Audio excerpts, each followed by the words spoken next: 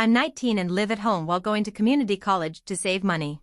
I've never really had a bad relationship with my parents, things weren't perfect, but nothing alarming either. My mom works nights as a nurse, and my dad's a high school history teacher who's usually in bed by 10. So when I caught him sneaking out at 2 a.m. a few weeks ago, I thought I was dreaming. I had woken up because my phone buzzed.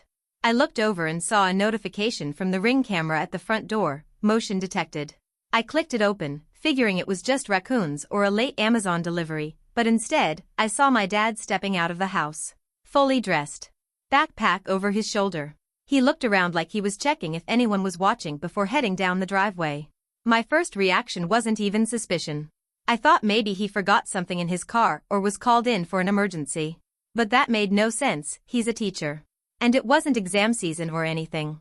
I got up and peeked out my window, expecting to see him going to the garage. But nope, he walked right past his car and turned down the street on foot. So I did what anyone with too much anxiety and not enough impulse control would do. I grabbed my hoodie, slipped on my sneakers, and followed him.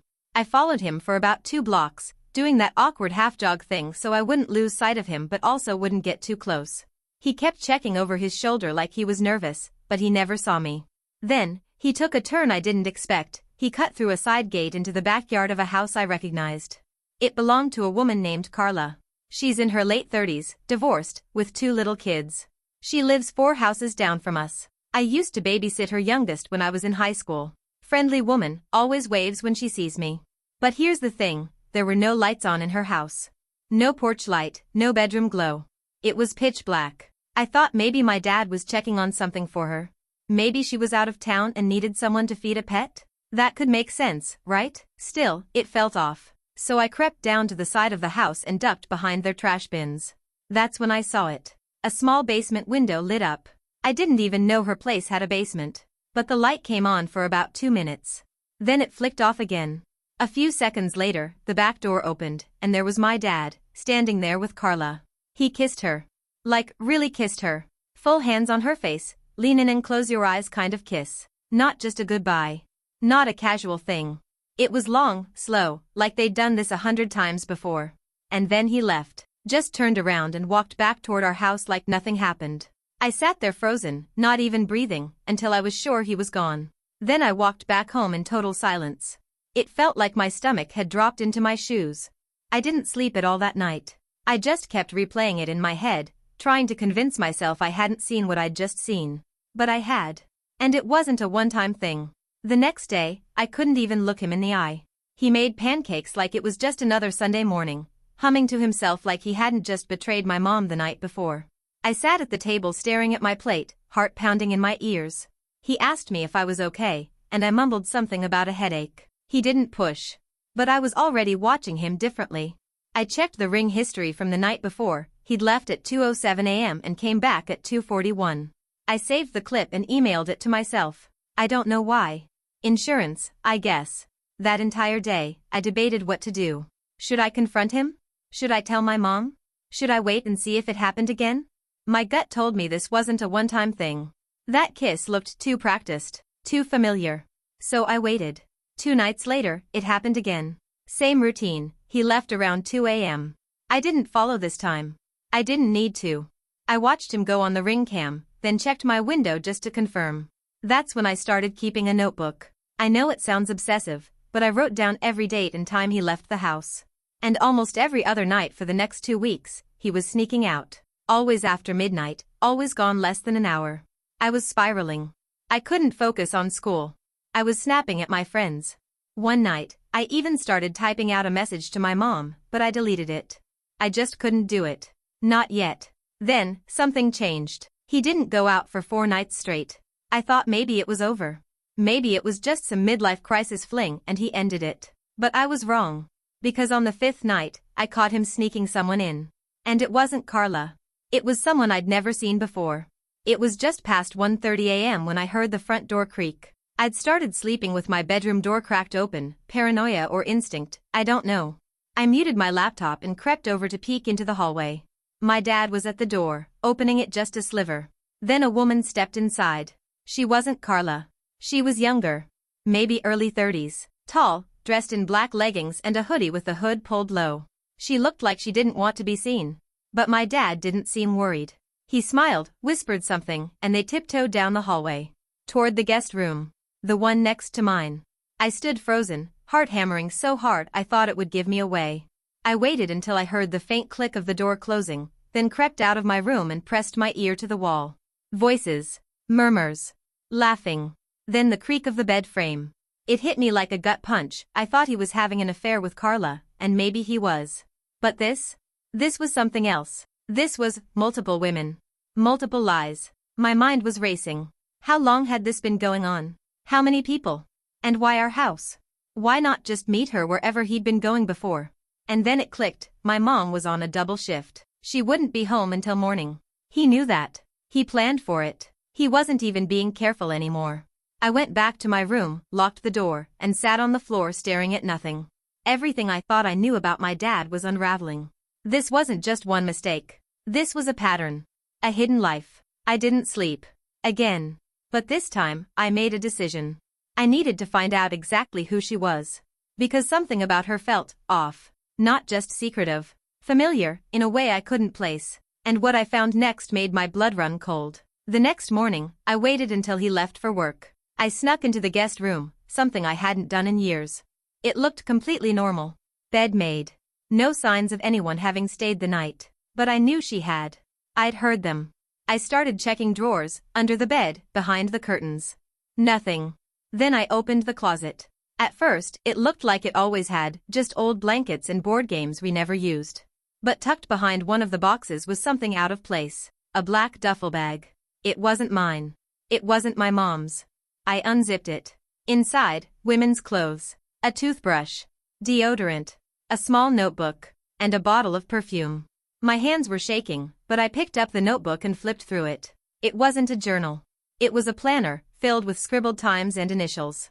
Mostly just letters. J, 1 a.m. Tia 2:15. N, skip. One entry had a name.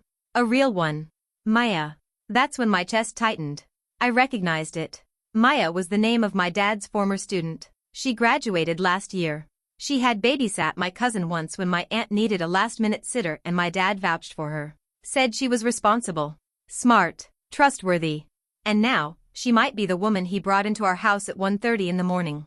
I slammed the bag shut and shoved it back into the closet. I didn't want to believe it, but the timeline fit. My dad had started acting weird not long after graduation season. I remember he'd gone to a few student send-offs and said he was mentoring some of them through college apps. My blood was boiling. I felt sick. This wasn't just infidelity anymore. It was dangerous. And I needed proof, because there was no way I was keeping this to myself anymore. But the person I ended up telling was the one I least expected. I couldn't eat. I couldn't think. I walked around the house in a daze, paranoid that my dad would come home early and find out I'd gone through the guest room. Every sound made me jump. I wanted to scream the truth from the roof, but I didn't even know what the full truth was yet. All I knew was that my dad was hiding something massive, and if Maya was who I thought she was, this wasn't just a family problem. This was serious. I considered calling my mom. I had her number open on my phone for 10 minutes straight, but I kept seeing her face in my head, exhausted from work, always the last one to sit down, always the first one up. And I couldn't do it. Not yet. So instead, I messaged my cousin. The one whose kid Maya had babysat. She's only a few years older than me and way less emotionally wrapped up in my family. I didn't tell her everything, just that I had a weird suspicion and needed to ask something. I asked her if she remembered Maya's last name. She did. I looked up her Instagram. It was private, but her profile pic? That was her. She was the one who was in our house that night. Same eyes. Same hoodie. Same outline of a tiny wrist tattoo that I now remembered seeing once when she picked up my cousin from soccer. This girl was 18 when she graduated. And now, she was, what, 19? My dad was 46. My hands were shaking as I took screenshots of everything. Her photo, the bag, the planner, the times. I didn't know what to do with them yet, but I knew I needed to have them. This wasn't about family shame anymore. This felt illegal. I called my cousin again and, before I even realized what I was doing, I told her everything. There was a long pause on the other end. Then she said something that sent chills down my spine. She told me she'd seen them together before. In public. Once. At a gas station, 2 towns over. And they weren't acting like family friends. I thought I had time to figure this out. I really did. I spent the next day trying to build the nerve to tell my mom. I wrote it all down in a long email draft, everything from the late-night walks to the duffel bag to the notebook. I saved it but didn't hit send. I kept thinking, what if I'm wrong? What if I ruin everything over a misunderstanding? But I didn't have to send anything. Because someone else already did. That night around 6 p.m., I was in my room when I heard the front door slam so hard the whole house shook. A few seconds later, I heard my mom's voice, shouting. And I mean shouting. I bolted downstairs. She was in the kitchen, red-faced, gripping her phone like it was about to shatter in her hand. My dad was standing at the sink, hands up, trying to explain something. He looked panicked. I stood there frozen as my mom screamed, asking him how long he thought he could hide it. She kept saying a name over and over, Maya. That's when I realized, Maya had told her everything. Not me. Not the screenshots. Not the ring footage. Maya herself. I didn't know how or why she'd come forward, but it didn't matter anymore. The truth was out. I tried to back away, but my mom turned and saw me. Her eyes locked on mine, and for a moment, I swear I saw her heart just break in real time. She looked so tired. So betrayed. Like every part of her was unraveling. She didn't yell at me. Didn't even ask how much I knew. She just whispered, go upstairs. And I did. I sat at the top of the staircase listening to them fight for the next 2 hours. Everything I thought I'd have to say came pouring out of their mouths, except worse. My dad admitted to seeing Maya since the spring. Said it started after graduation. Claimed he didn't mean for it to happen. But my mom? She wasn't buying it. Not for a second. I heard plates slam. Drawers open and close. At one point, my mom said she was calling her sister to pick her up. I don't think she planned on spending another night in that house. But what came next? I didn't see coming. Because right before she left, she asked my dad something. Something I never thought I'd hear. She asked if there were others. And he didn't answer. He didn't deny it. That was the part that shattered whatever was left. When my mom asked if there were others, he just stood there. Silent. Didn't nod. Didn't shake his head. Just looked at her like he was too tired to lie anymore. And that silence? It said everything. I stayed upstairs, holding my breath, listening as my mom quietly walked out the front door. I peeked out my window and saw her get into my aunt's car without even a glance back. I didn't come downstairs until hours later. I thought maybe my dad had left too. But when I came down, he was sitting alone on the couch in the dark. No TV. No music. Just him. And for the first time in my life, he looked small. Like he'd shrunk under the weight of everything he'd done. He didn't notice me. I didn't say a word. I just watched him for a second, then walked right past and out the front door. I didn't know where I was going. I just needed air. Clarity. Something that didn't feel like betrayal. I ended up at a diner across town, ordered coffee I didn't drink, and stared at my reflection in the window for over an hour. That's when I got the message. It was from an account I didn't recognize. No profile picture. No name. Just, you don't know the half of it. Check the basement. Far corner. Box labeled summer. My stomach dropped. I read it twice, 3 times. I didn't reply. I just left cash on the counter and ran. Back home, I crept inside like a thief in my own house. My dad was asleep on the couch, snoring lightly, still in the same position. I went down into the basement. I hadn't been down there in years. It always smelled like damp cardboard and old memories. I turned on the single light bulb and found the shelves still packed with boxes from old vacations, school projects, photo albums. And then I saw it. A dusty box, almost hidden behind a fan and a stack of holiday lights. Labeled summer in smudged Sharpie. I pulled it out. It was heavier than it looked. I lifted the lid. And what I saw inside made my hands go ice cold. It was proof. Not just of cheating. Not just of lies. It was something so much worse. Inside the box were photographs. Hundreds of them. Loose prints, Polaroids, envelopes stuffed to bursting. Some were faded, old. Others looked fresh, like they'd been printed just days ago. But they all had one thing in common. They were of women. Not family photos. Not vacations. These were private. Intimate. Secret. Some were obviously taken with consent, smiling selfies, arms around shoulders, girls on picnic blankets. But others were wrong. Girls asleep. Girls changing. One photo showed a woman getting into a shower, completely unaware. Another was from inside a car, zoomed in on someone walking alone at night. My chest tightened. I felt like I couldn't breathe. I kept digging. There were notes scribbled on the backs of photos. First names. Initials. Places. Some had hearts drawn. Some had check marks. And then, near the bottom of the box, I found a flash drive taped inside a greeting card. The card was blank. No name. No date. I took the drive upstairs and locked myself in my room. I plugged it into my laptop with shaking hands. There were folders. All labeled with codes, dates, maybe. Inside, videos. Dozens of them. Some were just footage of parks, coffee shops, libraries. But then I found one that made me slam my laptop shut. It was Maya. She was sitting in our guest room, looking straight at the camera, confused. Like she didn't know it was on. The video was just 30 seconds long. But her face, nervous, unsure, told me everything. He had recorded her. Without her knowing. I didn't want to know how many others were in those folders. I didn't want to know if they knew. This wasn't just cheating.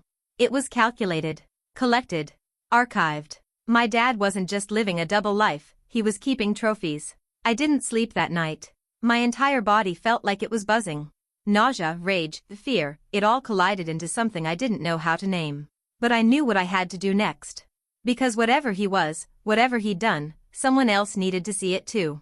I didn't give myself time to overthink it. At sunrise, I packed the box, the photos, the flash drive, all of it, into a tote bag and left the house before my dad woke up.